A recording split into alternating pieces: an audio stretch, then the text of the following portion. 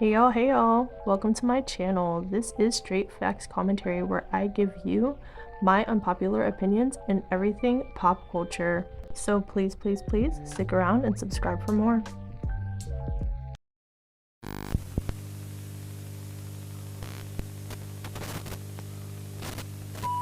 Hey y'all, I am back again with another video, and in today's video, you see the title, we are getting ready to talk about Dua Lipa and her latest album. So if you're interested in Dua, pop, female rap, conspiracy theories, trending topics, my unpopular opinions, honestly, whatever I feel like talking about for real, then go on ahead and subscribe, and let's get into this video. Okay, so if you clicked on this video, obviously you know who Dua Lipa is, and obviously you know that she just dropped an album. So I like Dua Lipa. I'm a fan. I've been reviewing her music a little bit here and there as she's been preparing to drop this album. So I was like, yay, it's out. Let's review. So to start off, I want to talk about the title of the album. It's called Radical Optimism, which I actually really didn't like that much at first, but hearing the album in its entirety and hearing the sonics of it and everything like that, I totally understand why it's called that.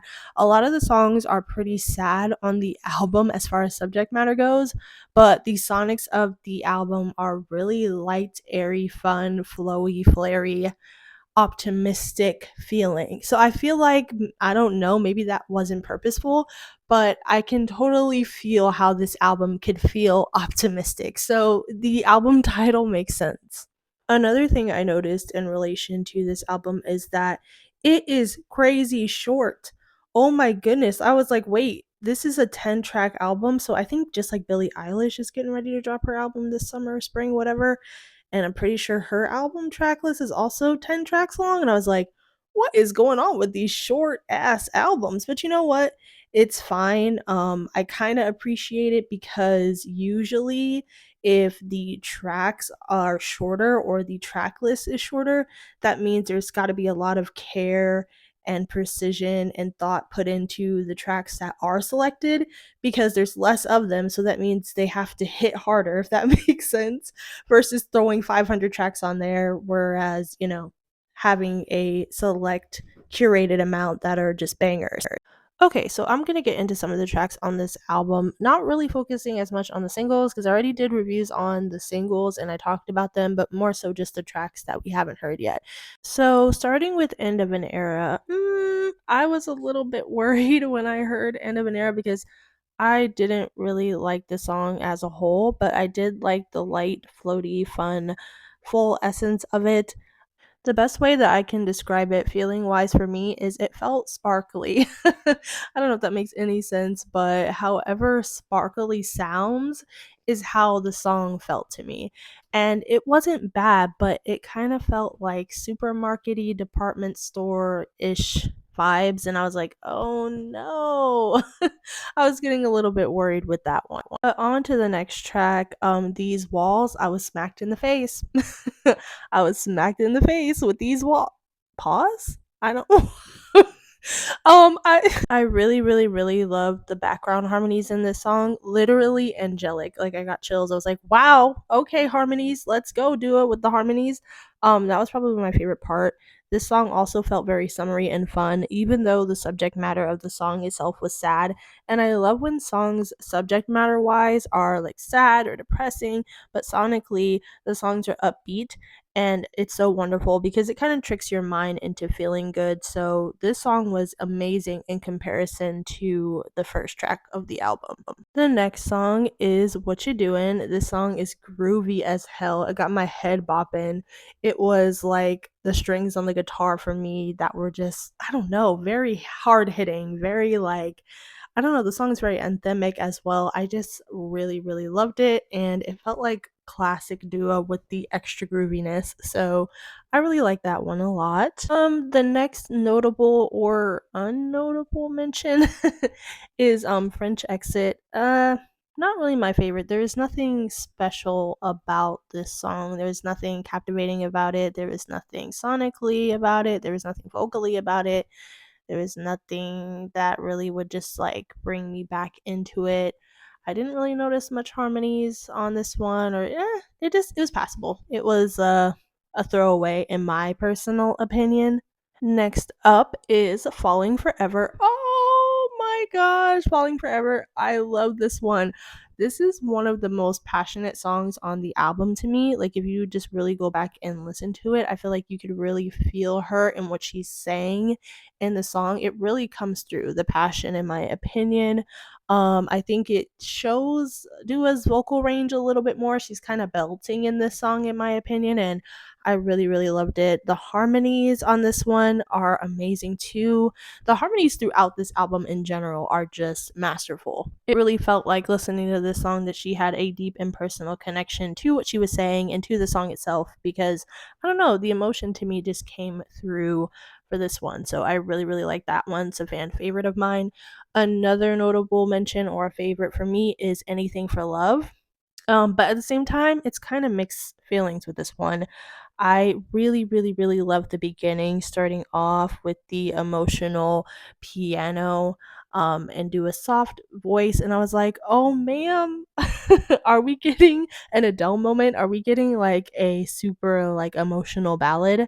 And it's like, is it crazy to me that I preferred it like for the first, few seconds of the song where it was just the piano and do a stripped back voice? Like, I prefer that so, so much more. But then the subtle funk beat just came out and snuck around the corner and dropped. And I was like, oh no. Me personally, I was like, oh no, I liked it before when it was just Dua's vocals and the piano. It was beautiful as a pure ballad. I would love to hear what this song sounded like with her singing without the funk beat added over top of it, which I understand that Dua, is funk pop inspired for the most part. I totally understood that, but I don't know. I think this would have been a really solid song as a pure ballad, which is not something that we generally get from Dua. I just think that would have been a nice way to diversify this album. When the beat dropped, I was so sad, low key. Okay, so moving on to Maria. Maria was okay.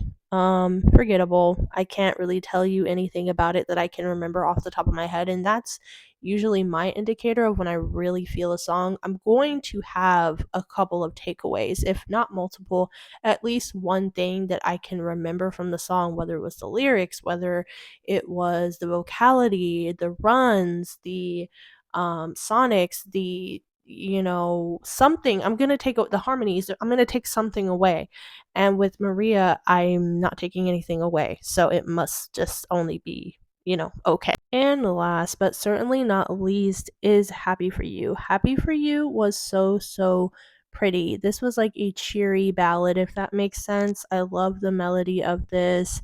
It was just, it gave me butterflies. Like, my favorite melody was the part was like uh, uh,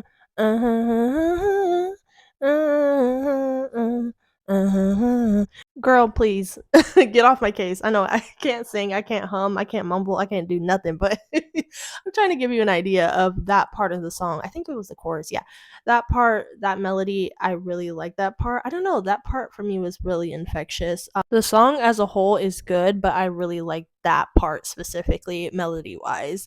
So yeah, really good song. And this also happened to be the last song on the album. So, what do I have to say overall about the album itself? What I will say is this album is better than the singles. The singles were okay in comparison to the actual album tracks.